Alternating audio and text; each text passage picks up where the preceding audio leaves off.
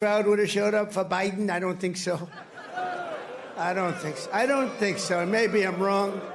In Los Angeles, the governor of California, the mayor of Los Angeles, they're incompetent. That was a snapshot of President Trump's speech at Fort Bragg in North Carolina this week, where the president criticized the press, California lawmakers, and protesters, as well as transgender Americans. His speech is now causing new concerns about the politicization of the military after uniformed soldiers cheered and booed in reaction to the president's political statements, which is traditionally frowned upon and could violate military regulations. This all comes as the Trump administration officials warned that the president is preparing to send National Guard troops into more U.S. cities if ICE protests expand beyond Los Angeles.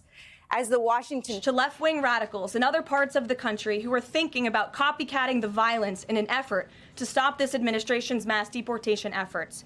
You will not succeed. As the Washington Post puts it, this potentially opens the door to the use of military force that is the most extensive on American soil in U.S. history. And joining us now to discuss are retired Army General Steph Twitty, an MSNBC analyst and the former deputy commander of the United States European Command, retired Marine Corps Lieutenant Colonel Rob Amico, who is also an FBI special agent, retired, of course, and Nancy Youssef, national security correspondent for the Wall Street Journal. Okay. We have a little bit to discuss. Was that jarring, Rob, when you saw the cheers at Fort Bragg? I cannot think of any presidential address that I ever worked on with President Bush back in those days where military personnel were encouraged to be political.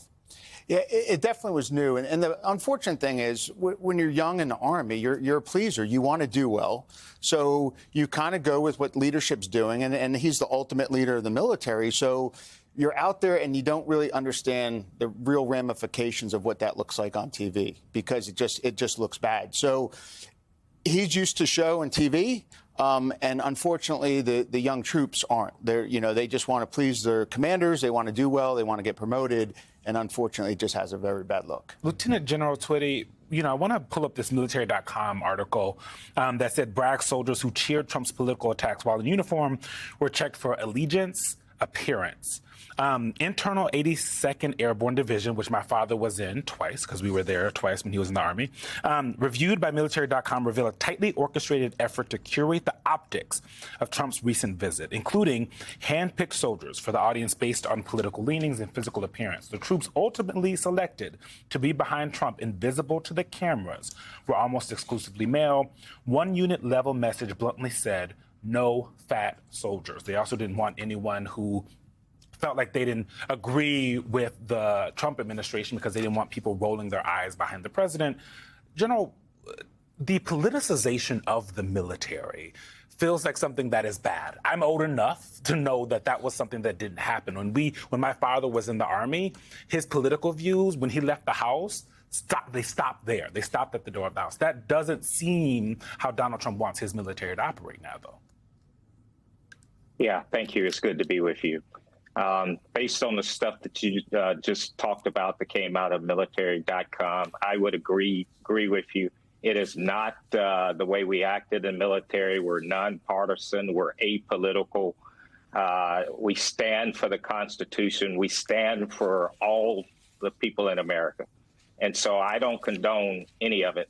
But I go back to Rob's comments that he just made. What you're dealing with are young soldiers.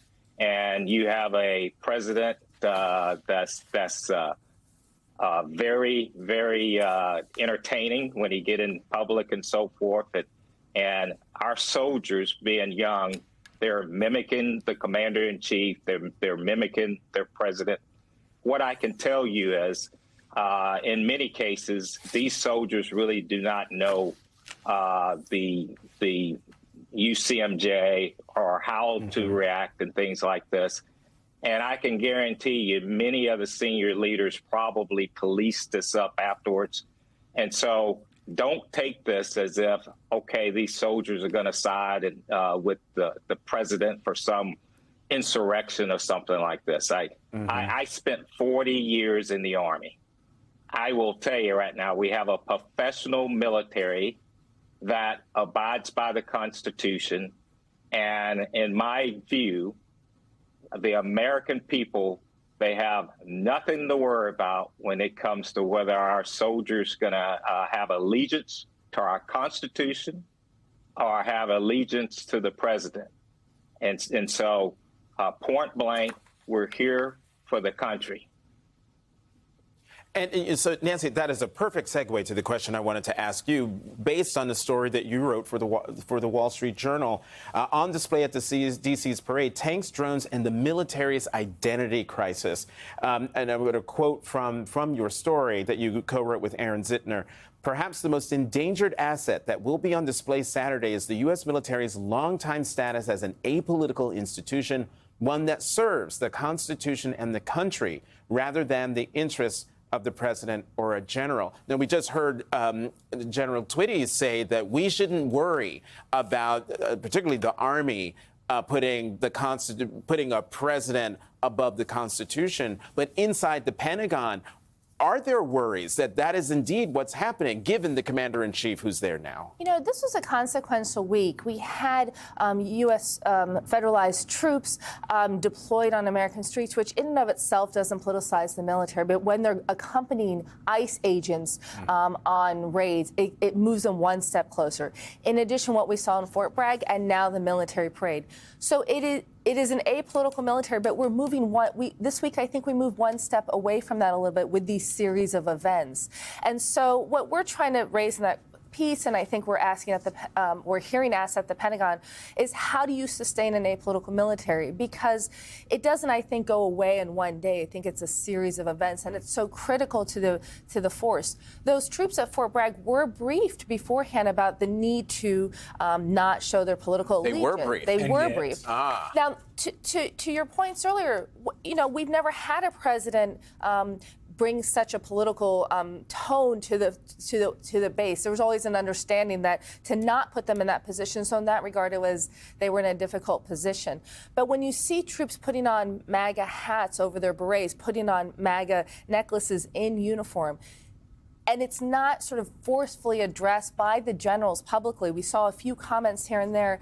I think there is some concern. I will tell you, I was talking to a Marine this week, and he said, I signed up to go after enemies of the United States, not citizens of the United States. And I was in the Pentagon when the Fort Bragg speech happened, and certainly they're older, generally in the Pentagon, there was a shock at what was happening, because I think good order and discipline begins with sort of while they're young and they were put in a difficult position, understanding their responsibility to that oath and to sort of honoring the fact that they represent all Americans. And you brought up those Marines, the Marines in Los Angeles. I want to start with Lieutenant Colonel with you on that.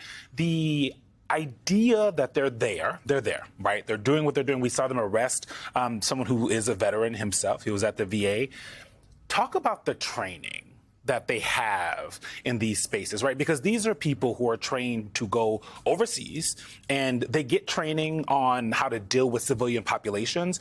But it's different when you're dealing with, I would assume, the citizens of your own nation. I think it does. It is going to be shocking for them when they're looking at the civilians, because they do riot control, crowd control for, like, if an embassy's taken over, and they can do that. So they did some training this week. But I think when you are actually standing on the other side and you're in the street and you have an M4 that's loaded, that's locked and loaded, and you're basically a couple and a half pounds from making a decision that could change history, I think that's a lot to put on them.